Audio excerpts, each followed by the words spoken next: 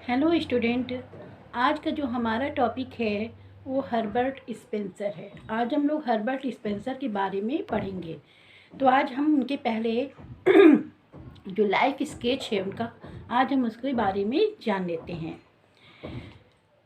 जो Herbert Spencer हैं उनका जन्म 27 अप्रैल 1820 20 में इंग्लैंड के डर्बी नामक स्थान पर हुआ था।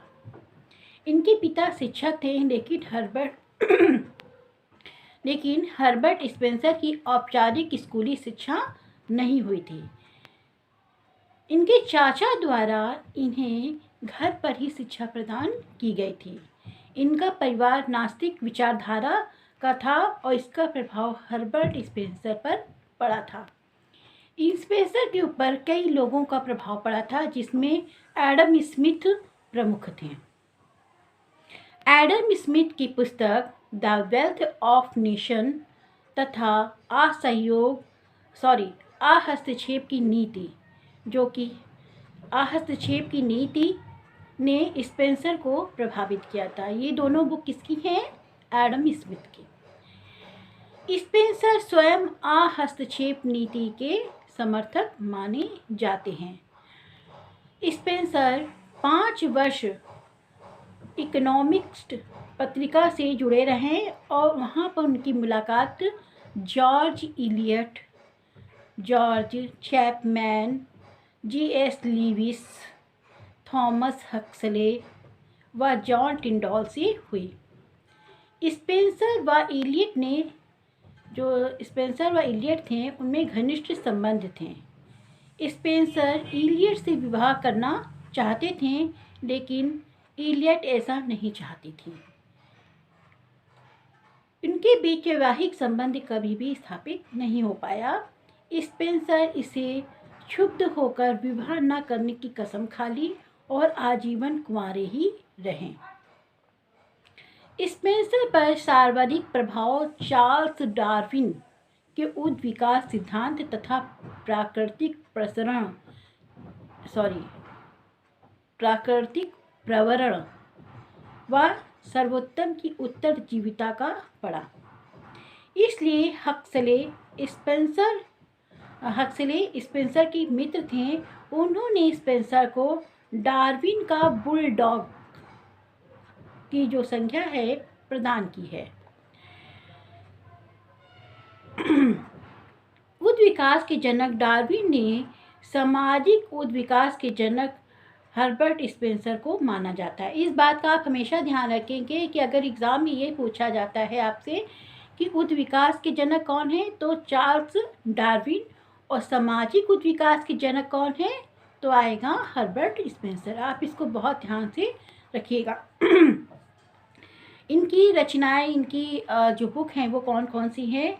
इसमें है सोशल स्टैटिक्स, जो कि 1851 में आई थी। द प्रिंसिपल ऑफ साइकोलॉजी, जो कि 1854 में आई थी। फर्स्ट प्रिंसिपल 1862 में आई थी। द प्रिंसिपल्स ऑफ बायोलॉजी 1864 में आई थी। द स्टडी ऑफ सोशियोलॉजी ये आई थी 1873 में। प्रिंसिपल ऑफ सोशियोलॉजी ये आई थी 1875 में, और इसे समाजशास्त्र की पहली पाठ्य पुस्तक माना जाता है। प्रिंसिपल्स ऑफ इथिक्स ये आई थी 1877 में। The man versus the state आई थी 1884 में।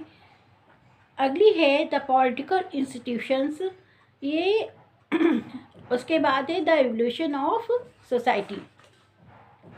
ये इनकी जो पुस्तक हैं, ये उनके नाम थे कुछ पुस्तकों के। अब हम चलते हैं कि जो उद्विकास का सिद्धांत जो कि दिया गया था वो कहाँ से है। तो पहले हम समझ लेते हैं, क्योंकि डार्विन ने ही डार्विन ने उद्विकास की अवधारणा को दिया था। तो पहले हम सामाजिक डार्विनवाद को समझ लेते हैं। तो उद्विकास का अर्थ क्या होता है? जो विकास है एक ऐसी प्रक्रिया है जिसमें क्रमिक प्रक्रिया के अंतर्गत सरल विशेषता धीरे धीरे जटिल रूप लेती जाती है। आप एक बच्चा देखते हैं ना, एक बच्चा देखते हैं शुरुआत में कैसा होता है, छोटा सा होता है, फिर धीरे धीरे वो ग्रोथ करता है। तो क्या हुआ, क्रमिक विकास कर रहा है, स्टेप बाय स्टेप वो ग्रोथ कर रहा है। इसे ही उद्विकास कहा जाता है। डार्विन उद्विकास का सिद्धांत जो है वो डार्विन ने ओरिजिन ऑफ स्पीसीज 1859 में कहा था कि जीव आरंभ में समान होते हैं, उनके अंग समझ में नहीं आते हैं, लेकिन धीरे धीरे उनका विकास और उनके बीच अंगों में पाए जाने वाले संबंध समझ में आने लगते हैं। तो ये था ये डार्विन, जो डार्विन थे, जो शास्त्री थे, उन्होंने ये बात कही थी। डार्विन के इसी जो सिद्धांत है, उद्विकास का सिद्धांत जो था, उसको स्पेंसर ने वहाँ से लेकर जो समाजशास्त्रीय अध्ययन था उसमें डाला और उन्होंने सामाजिक उद्विकास की यहाँ पर चर्चा की। जो सामाजिक उद्विकास है, स्पेंसर ने सामाजिक उद्विकास जो चर्चा की है उसका उल्लेख उन्होंने अपनी पुस्तक जो है फर्स्ट प्रिंसिपल ऑफ सोशियोलॉजी में कहा कि उद्विकास सामान्य सिद्धांत सावयवी सदृशता के सिद्धांत पर आधारित है। ये कौन कह रहा है? ये हर्बर्ट स्पेंसर बोल रहे हैं कि जो उद्विकास का सामान्य सिद्धांत है वो सावयवी सदृशता के सिद्धांत पर आधारित है। सामाजिक जो उद्विकास है उसका जो सबसे पहला उल्लेख उन्होंने अपनी पुस्तक फर्स्ट प्रिंसिपल में स्पेंसर ने किया हुआ है। उन्होंने कहा कि जिस प्रकार जीव का उद्विकास होता है उसी प्रकार समाज का भी विकास होता है ना। ये बोला ना कि जो डार्विन को जो विकास सिद्धांत जो क्रमिक विकास बता रहा है उसी को यहाँ पर इन्होंने समाज पे लागू किया और कहा कि जिस तरह से एक जीव का विकास क्रमिक होता है उसी तरह किसी भी समाज का विकास क्रमिक रूप में होता है। स्पेंसर ने उद्विकास को एकीकरण और विखंडन की प्रक्रिया मानते हुए लिखते हैं कि, लिख लीजिए, का नोट है आपके पास तो लिख लीजिए, नहीं तो बाद में वीडियो चला के आप देख सकते हैं। उद्विकास पदार्थ का समन्वय तथा उससे संबंधित गति है जिसके दौरान पदार्थ एक अनिश्चित असंबद्ध समानता से निश्चित संबद्ध भिन्नता में बदलता है। स्पेंसर अपने सामाजिक उद्विकास सिद्धांत के स्पष्टीकरण में कई प्रकार के समाज के उद्विकास का उल्लेख प्रस्तुत करते हैं। स्पेंसर ने समाज की उद्विकास अवस्थाओं का उल्लेख करते हुए दो प्रकार के समाज बताए हैं। पहला कौन सा इसमें? पहला इसमें है शिकारी या सैनिक समाज। ये क्या है? वो बोलते हैं, स्पेंसर कहते हैं कि ये जो इस प्रकार का समाज है वो प्रारंभिक अवस्था में पाया जाता था, जिनका मुख्यतः आक्रामक और सुरक्षात्मक फौजी कार्रवाई के लिए इनका संगठन किया जाता है। वो कहते हैं कि इस प्रकार के जो समाज होते हैं इसमें अनिवार्य सहयोग पाया जाता है। इसमें क्या पाया जाता है? अनिवार्य सहयोग पाया जाता है। और जो दूसरा समाज है औद्योगिक समाज, इस समाज के बारे में वो कहते हैं कि जो समाज है सैन्य कार्यकलाप तथा संगठन के रूप में बाह्य होते हैं। मानव समाज जो समाज है मानव उत्पादन तथा कल्याण पर का ध्यान केंद्रित करता है। और इस प्रकार का जो समाज होता है इसमें क्या होता है? स्वैच्छिक सहयोग पाया जाता है।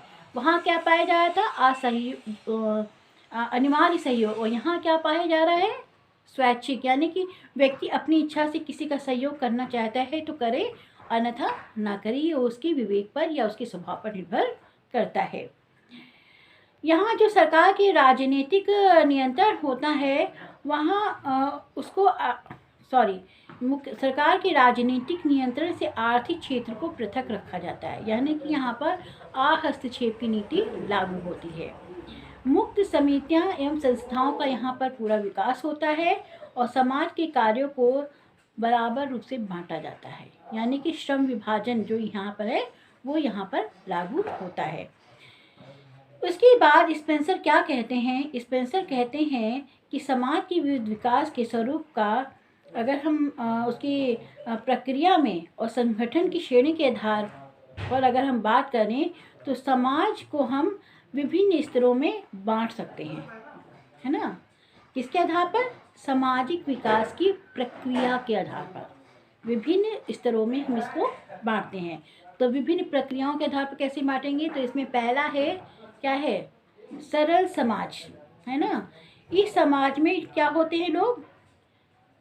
अप्रवासी होते हैं, है ना। मतलब इनके पास आवास नहीं होता है, रहने का घर नहीं होता है, इस प्रकार के समाज होते हैं। सम्मिश्र समाज सेकेंड है, और दोहरे सम्मिश्र समाज, है ना।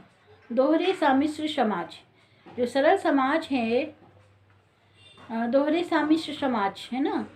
अगला है आपका तिहरे सम्मिश्र समाज। एग्ज़ाम में कभी कभी ये पूछा जाता है, बहुत पूछा जाता है एग्ज़ाम में, अगर हम कहें तो बहुत पूछा जाता है कि जो इस प्रकार आप ऐसे भी क्वेश्चन आ सकता है आपको कि इसमें से एक समाज को विलुप्त कर दें और आपसे पूछें कि तोहरा चौथा हर्बर्ट स्पेंसर ने कौन सा समाज दिया था, या आपको मिलान करने के लिए भी दे सकते हैं क्वेश्चन में, या फिर आपको सीधे सीधे डायरेक्ट पूछ सकते हैं। तो इस तरह की ये क्वेश्चन में बहुत आता है, इसलिए आप इसको बिल्कुल दिमाग में बैठा लीजिएगा, ठीक है। तो आज का जो वीडियो है, आज का वीडियो हम यहीं तक रखते हैं, और कल हम पढ़ेंगे जो इनका साम्यवी सिद्धांत है वो क्या होता है, और उसके बाद हम योग्यतम का अति जीवन क्या है, स्पेंसर के अनुसार उन्होंने सामाजिक जो योग्यतम अति जीवन है उसके बारे में क्या बात की है, इसके बारे में हम कल पढ़ेंगे।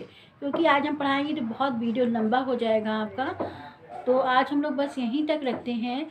और आप सभी लोग प्लीज़, आप सभी लोग इसको शेयर कर दीजिए और इसको लाइक कर दीजिए और मेरे चैनल को सब्सक्राइब कर लीजिए। और जिन लोगों ने मेरे चैनल को लाइक, शेयर और सब्सक्राइब कर दिया है उनको मैं थैंक यू बोलती हूँ।